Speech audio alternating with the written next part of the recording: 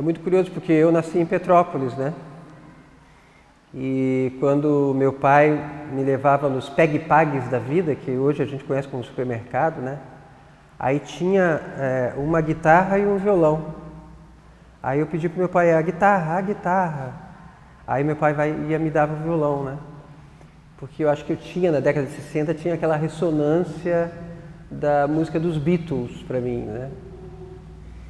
E foi aí que começou uma trajetória de brincadeira mesmo, né? Ou seja, o violão ele é um instrumento que você põe no colo, assim, é um amigo, né? E aí que ele vai dando aquelas respostas que você deseja, né? Depois começam os laboratórios, né? Os laboratórios instrumentais em que você, sei lá, experimenta em várias vertentes, né? No samba, no choro. Meu pai tinha um grupo de choro, eu tocava cavaquinho também e tal. E o instrumento foi entrando assim como uma brincadeira, né? Aí vem alguém ali, coloca aquela pitadinha dizendo, olha, você pode começar a estudar música, né? E você pode realmente viver disso, da arte da música, né? E aí que eu fui adentrando num caminho assim, híbrido, né? Por isso que eu gosto de chamar que esse CD expandido, o novo CD, ele é uma espécie de híbrido, né? Mesmo sendo expandido, porque eu começava a trabalhar com choro, com música instrumental brasileira, com canções, composição de canções, mas também eu estava entrando na música clássica, né? Em que eu entrei na faculdade, na Escola de Música e Belas Artes do Paraná. Daí a minha família já tinha, na década de 60, se mudado para o Sul, e eu estudei em Curitiba, graduação em violão clássico mesmo, né? Estudar Renascença, música clássica, música instrumental, né?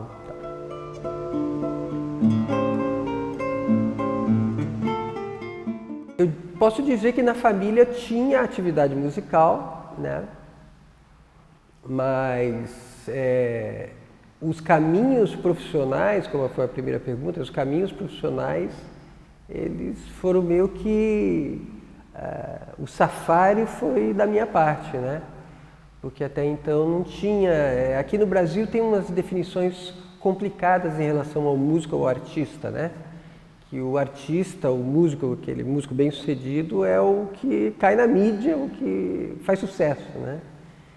Não é como os outros países em que você tem uma atividade, digamos assim, de classe média artística que sobrevive, né, profissionalmente. Então a minha família ainda não entendia isso, então eu fui buscar com informações de colegas, informações de profissionais, de professores meus, né, que a gente vai buscando e que daí a gente vai achando esses caminhos.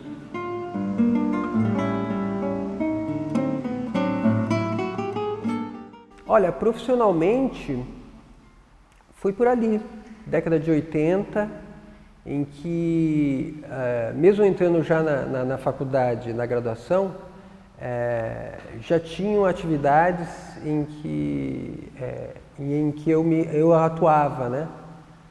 Sejam elas no interior do estado, sejam elas em concursos de música, né? Então eu já me sentia profissional, tanto é que eu brincava com as minhas professoras. Professora, dá para abonar minha falta porque eu estou indo dar um concerto, tocar numa cidade aqui, ali, cidade acolá. Então eu já gostava dessa questão de que você tocar música para as pessoas, né, era uma atividade musical, uma atividade profissional, né? Então eu gostava dessa brincadeira profissional.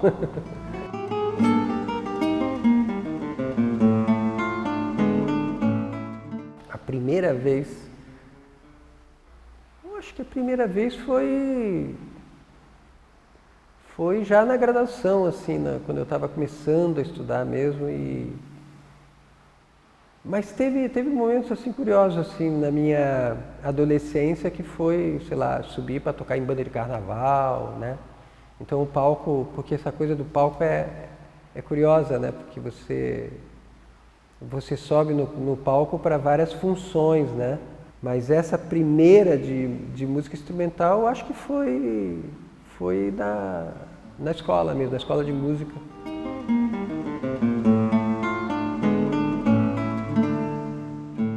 É curioso porque o violão ele é mais do que propriamente um instrumento de acompanhar o canto ou um instrumento melódico, né? Ele é um instrumento de vida própria, assim. Se você ouvir a obra de Villa-Lobos, ou mesmo ouvir a obra de contemporâneos dele, e que sejam obras tradicionais como valsas, choros, você vai ver que existe ali uma canção sem palavras, né? Então o instrumento ele praticamente é um porta-voz dessas canções, só que com uma palavra que é uma palavra pura, que é o som, né? Então ele participou dessas evoluções, né? E é muito interessante porque o violão ele tem uma especialidade muito forte, que é a questão da tímbrica, né? Ou seja, um instrumento em que você atua muito próximo da fonte sonora, né? Então você consegue fazer muitas variações, muitas diversidades sonoras, né?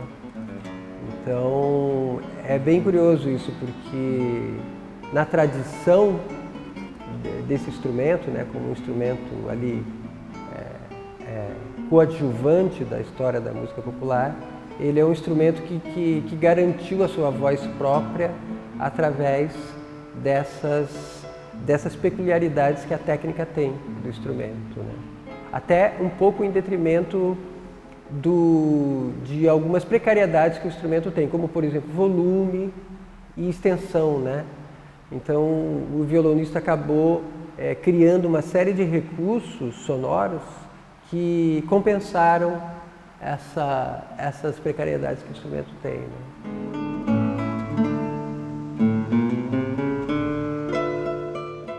A expansão do violão, né, a técnica expandida mesmo, é uma técnica em que você consegue extrair sonoridades não só tradicionais, mas sonoridades não tradicionais, né? Então a expansão tem esse sentido, quando você faz um ruído numa corda, quando você percute o tampo, né?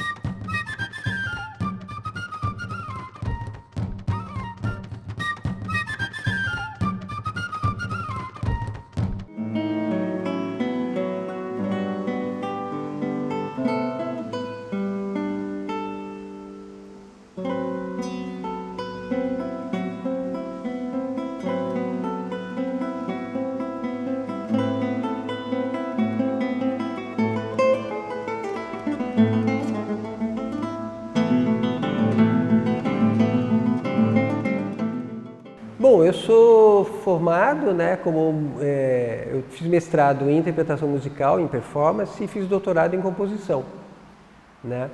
E como eu me especializei nessa história da música brasileira contemporânea, eu acabei, embora eu tenha feito muita coisa no Brasil, eu acabei sendo mais convidado para fora, para mostrar esse trabalho fora, né? Então eu cheguei a fazer turnês na Europa, na Suíça, Itália, esses lugares. E fui também para os Estados Unidos, cheguei a participar algumas vezes de um festival em Nova York que chama Manny's Guitar, e todas essas vezes foi para isso, foi para divulgar a música brasileira, né? Então a minha carreira assim, foi meio pé na estrada, né? Então para sempre divulgar esse trabalho, né?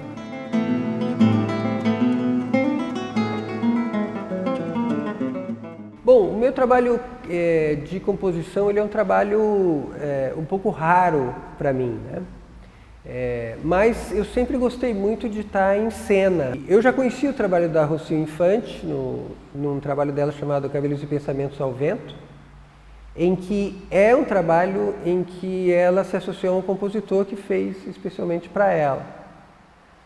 E E quando a gente começou a fazer essas pesquisas, se relacionar e tudo, havia uma pesquisa de movimento e me surgiu a ideia de fazer uma composição, que eu chamei de DNA da Dança, né, que eu fiz dedicado a ela e tudo, que é uma peça de uma categoria musical que eu gosto muito, que é a questão da reiteração, né, que é muito comumente chamado como minimalismo, né, mas eu gosto de chamar de processo reiterativo, né, em que a Rocio fazia um trabalho num aquário, né, com água, e era muito legal esse negócio da ideia da água, do som e esse ciclo da água, né, e tal.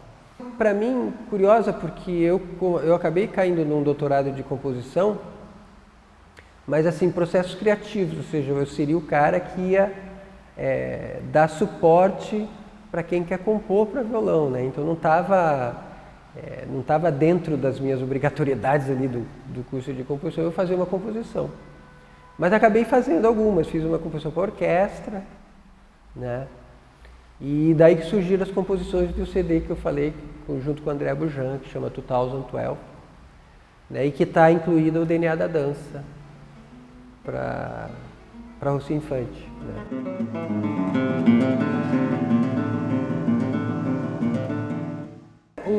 Os meus CDs, eles são 4 CDs solo, né?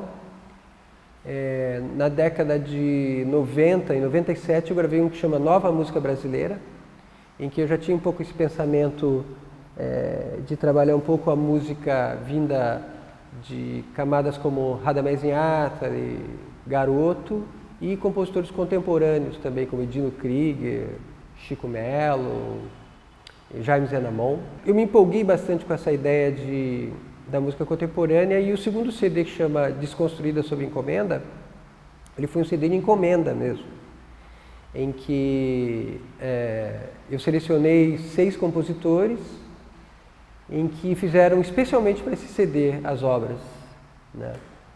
Depois, em 2012, meu terceiro CD foi uma primeira aventura minha como compositor. Eu com o André Bujan, é um CD de produções próprias, né?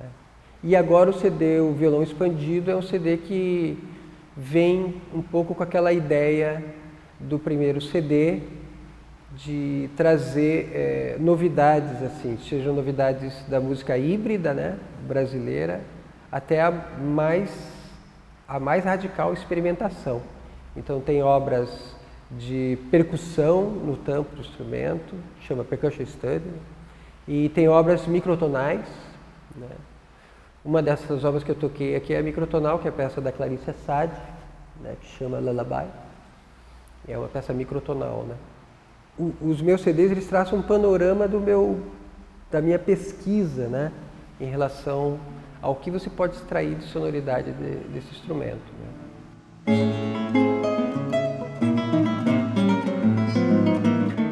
Olha, é muito curioso, porque mesmo eu tendo uma formação na música clássica, as inspirações minhas foram na música brasileira e não da música brasileira erudita, né? Eu ouvia muito Milton Nascimento, Clube da Esquina, ouvia muito Chico Buarque, e eu comecei a conhecer a música de grandes músicos instrumentais, como Hermeto Pascoal, Egberto Gismonti, né? Tanto é que esse repertório que está no Violão Expandido é um repertório híbrido, em que trabalha um pouco dessa espécie de composição que se inspira nesses compositores brasileiros instrumentais, né? Então, o Villa-Lobos, ele veio muito depois para mim, né? Que é o compositor de referencial brasileiro da música erudita, né?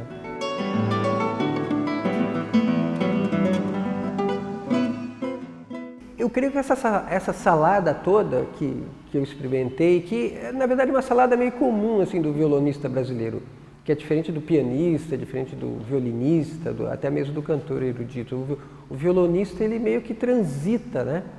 Ele transita assim, tocando Johann Sebastian Bach, uma música europeia, Villa-Lobos, e tem esse trânsito na música instrumental brasileira. E aí eu descobri esse outro caminho, que era um caminho da música contemporânea. A música contemporânea para violão, ela é muito atípica. O violão ele sempre foi um instrumento que ele contribuiu muito com a música contemporânea, com os compositores contemporâneos, né?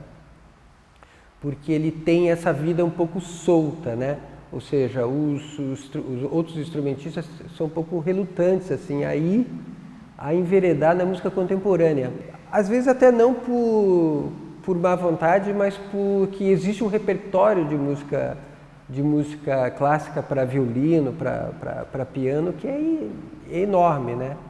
E o violão, um pouco por essa escassez, ele foi atrás desses compositores que experimentavam, né? Então, aí ao longo da música erudita contemporânea, então Stravinsky compôs para violão, Luciano Berio compôs para violão, né? Messiaen, uma série de compositores. Aqui no Brasil, Marius Nobre, isso estou falando já dos compositores da geração pós-Villa-Lobos, né? Marius Nobre, Dino Krieger, Ricardo Takuchan, eles aventuraram no instrumento, né? Esse instrumento em que é um instrumento que você extrai sonoridades não convencionais, né? Por isso que eu chamo esse último CD de violão expandido, porque a expansão é essa expansão do som do violão, uma sonoridade não tradicional, né?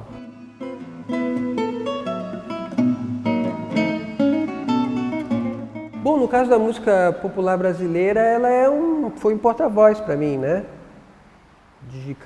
No caso das canções, né? O que elas diziam em termos de posicionamento político até, né?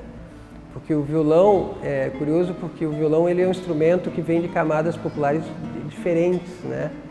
Então, ele traz um pouco essa carga um pouco mais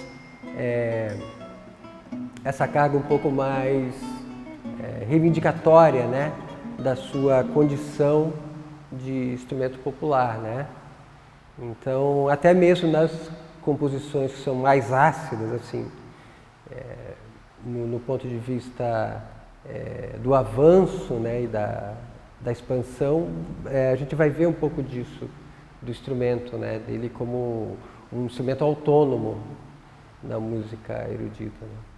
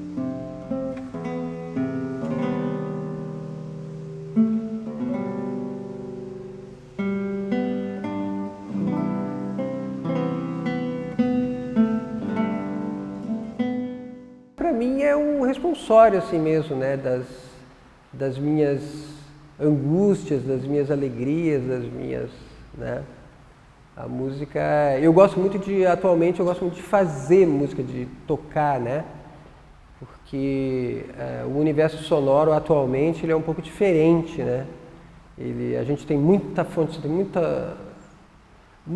sonora, tem muita sonoridade assim, transiente, que a gente costuma dizer, né? A gente antigamente tinha essa coisa de a gente parar em casa é curioso porque eu sou da época que tinha que esperar o homem da Kombi do vinil, né? Então chegava aquele homem da Kombi do vinil tem o último disco do Caetano, o último disco do Milton, né, e tal. Então era esperado aquele objeto, né, para você colocar numa vitrola, numa radiola, né, para daí você ouvir. Hoje em dia não, hoje em dia a música ela te invade assim, em todo lugar que você vai, né? Você vai no restaurante, vai no ônibus, vai no táxi, vai no aplicativo, né? Qualquer coisa, você tem uma enxurrada de sonoridade, né?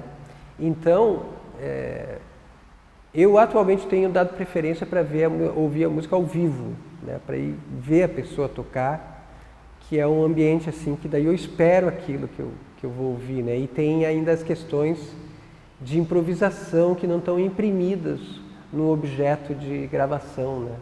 Então eu dou mais preferência para isso atualmente, do que a música tem sentido para mim, assim.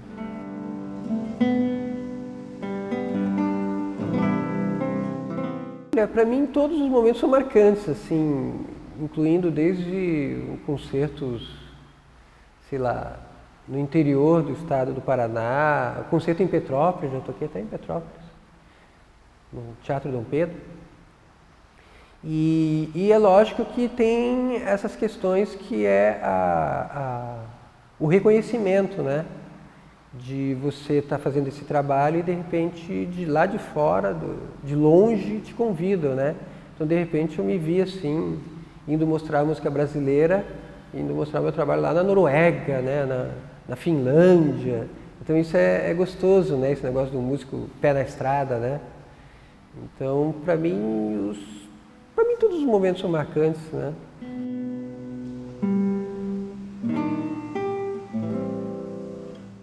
Todos os dias eu tenho que estar com o instrumento, mas eu já digo que é uma obsessão, assim. É uma terapia.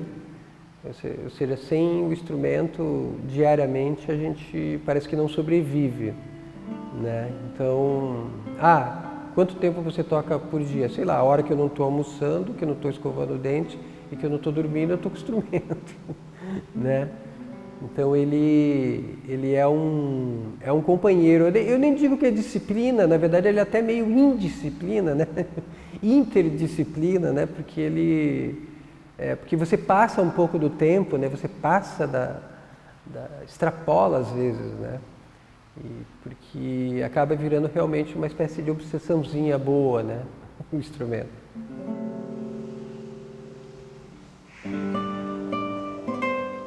Eu acho que trouxe vários questionamentos, várias reflexões, né? A música,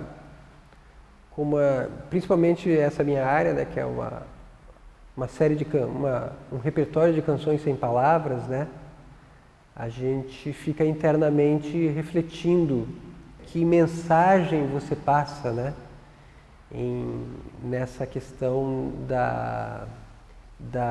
do manuseio, né, e da disciplina, né, em você conseguir realizar uma obra pensada, né? Então eu acho que isso é interessante na reflexão pessoal, né? Às vezes eu me pego assim e falei, meu Deus, mas como é que eu consigo fazer isso, né? Tipo, é uma coisa aparentemente simples, né, mas que é curioso, né? Às vezes essa habilidade humana, as mãos, né? Ela traz realmente essa reflexão, né? De que não era só ali os primatas, os primevos, né? De pegar o alimento, né? E tal. É também aquela necessidade de pegar alguma coisa e fazer um som com as mãos, né? Então, esse manuseio, é interessante, né? Ele é reflexivo mesmo.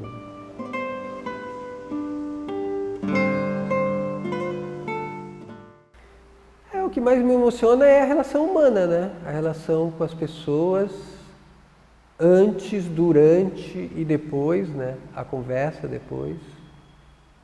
Porque acho que sem o interlocutor, né? Sem a comunicação, né?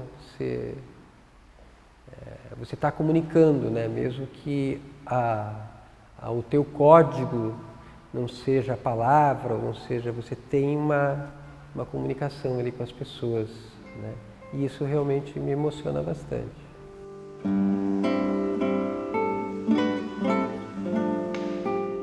A gente tem uma inquietação, né?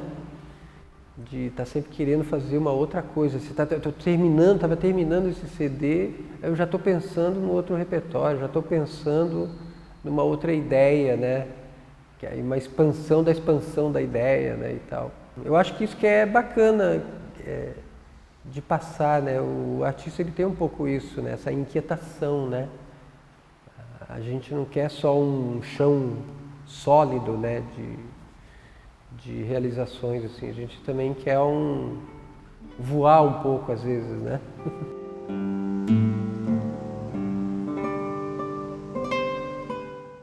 O futuro é é a próxima nota, né? O próximo compasso, né? A próxima música, né?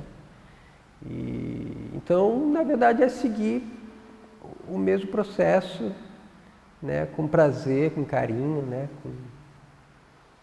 Com vontade, né? E ter sempre as pessoas do lado, ter sempre essa conversa, né? Acho que o futuro, ele realmente talvez não possa ser pensado se você não pensar realmente o presente, né? Você está aqui agora, né? E que você quer fazer bem, com carinho e mostrar para as pessoas com paixão, né?